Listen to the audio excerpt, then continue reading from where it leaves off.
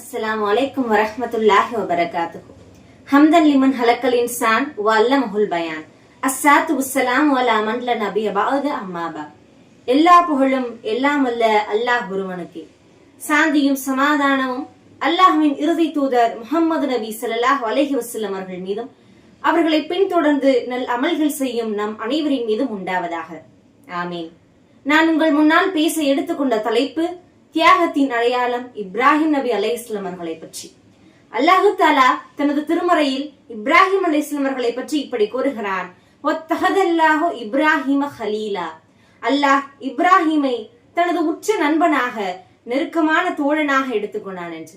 காரணம், இப்ராஹிம் அலைஹிஸ்ஸலாம் அவர்கள் அல்லாஹ்விடத்தில் தன்னை ஒரு உண்மையான அடியான் என்று நிரூபித்து காட்டினார்கள். மேலும் அல்லாஹ் அவர்களை இப்படி உயர்த்தி கூறுகிறான், வா இப்ராஹிம் அல்லதி வஃபா. இன்னும் தனது தூதுத்துவத்தை முழுமையாக நிறைவேற்றிய இப்ராஹிமுடைய ஏட்டில் உள்ளவற்றை பற்றி அவனுக்கு அறிவிக்கப்படவில்லையா என்று. அல்லாஹு தஆலா ஒவ்வொரு நபியையும் ஒவ்வொரு விதமாக சோதிக்க விரும்பினான்.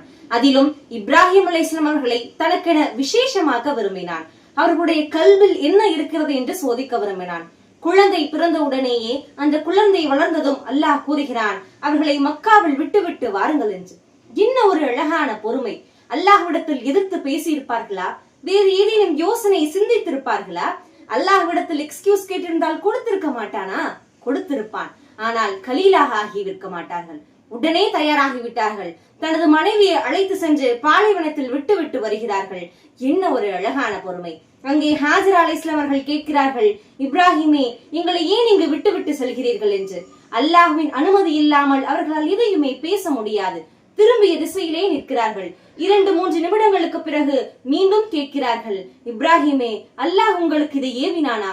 அல்லாஹ் உங்களை இதை செய்ய சொன்னானா என்று கேட்கும் போது திரும்பிய திசையிலே நின்று கொண்டு ஆம் என்று பதிலளித்தார்கள். அப்படி என்றால் அல்லாஹு தஆலா ஒருபோதும் எங்களை வீணாக்கி விடமாட்டான், நீங்கள் செல்லுங்கள் என்று அறிவிப்பதாக நூல் புகாரி 3395வது வசனத்தில் இப்னு அப்பாஸ் ரலியல்லாஹு அன்ஹு அவர்கள் அறிவிக்கிறார்கள். அங்கே இப்ராஹிம் அலைஹிஸ்ஸலாம் அவர்கள் துவா செய்துவிட்டு செல்கிறார்கள். துவாவை கொண்டு எதையும் சாதிக்க முடியும், அல்லாஹ்விடத்திலிருந்து எதையும் பெற முடியும் என்பதற்கு சிறந்த உதாரணம் இப்ராஹிம் நபி அவர்கள்தான். வயோதிகத்தில் கூட தனக்கு ஒரு குழந்தை வேண்டும் என்று அல்லாஹ்விடத்தில் கேட்டார்கள். ரப்பஹப்லி மினஸ் சாலிஹீன், யா அல்லாஹ், எனக்கு ஒரு சாலிகானே குழந்தையை கொடு என்று கெஞ்சினார்கள். மீண்டும் அல்லாஹ்வுடைய கட்டளை வருகிறது. கனவில் தனது மகனை அறுப்பதாக கனவு காண்கிறார்கள். அங்கே செல்கிறார்கள், மகனை அழைக்கிறார்கள். அல்லாஹ் அக்பர்! என்ன ஒரு பொறுமை! அல்லாஹ்விடத்தில் எதிர்த்து பேசி இருப்பார்களா? அல்லது மறுத்து பேசி இருப்பார்களா? அல்லது வேற ஏதும் யோசனை செய்திருப்பார்களா? இல்லை. இன்று நாம் நம்முடைய விஷயத்தை எடுத்துக்கொண்டோமே ஆனால், ஏதாவது ஒரு மார்க்க சட்டம் சிரமமாக இருந்தால் கூட அதை விடுவதற்காகவோ அல்லது மீள்வதற்காகவோ வேறு ஏதாவது யோசனையை தேடுவதற்காக தான் இன்று பெரும்பாலானவர்களுடைய மனநிலை இருக்கிறது. ஜக்காத்துடைய விஷயங்களாக இருக்கட்டும், ஹஜ்ஜுடைய விஷயங்களாக இருக்கட்டும், கொஞ்சம் சிரமமாக இருந்தால் கூட அதை அல்லாஹ்வுக்காக ஏற்றுக்கொள்ளக்கூடிய மனப்பக்குவம் இல்லாமல் அதை மீள்வதற்காக, அதை விட்டு விலகுவதற்கான வழியை தான் தேடுகிறோம். ஆனால் இப்ராஹிம் அலைஹிஸ்ஸலாம் அவர்கள் தன்னையே அல்லாஹ்வுக்காக அர்ப்பணித்தார்கள்.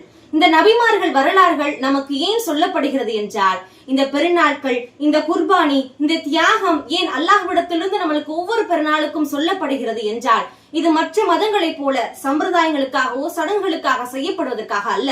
நமக்கு ஒரு ஈமான் வேண்டும், ஒரு இஹ்லாஸ் வேண்டும், ஒரு இஸ்லாமை பற்றிய அறிவு வேண்டும், ஒரு யக்கீன் வேண்டும், ஒரு தவக்குள் வேண்டும் என்பதற்காகத்தான் இந்த பெருநாட்கள் நமக்கு கொண்டாடப்படுகிறது.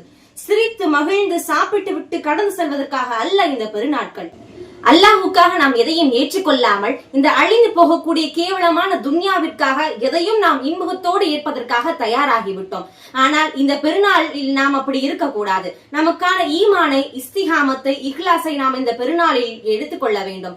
அப்படிப்பட்ட பெருநாளாக அல்லாஹு தஆலா உங்களுக்கும் எனக்கும் தந்தருள்வானாக.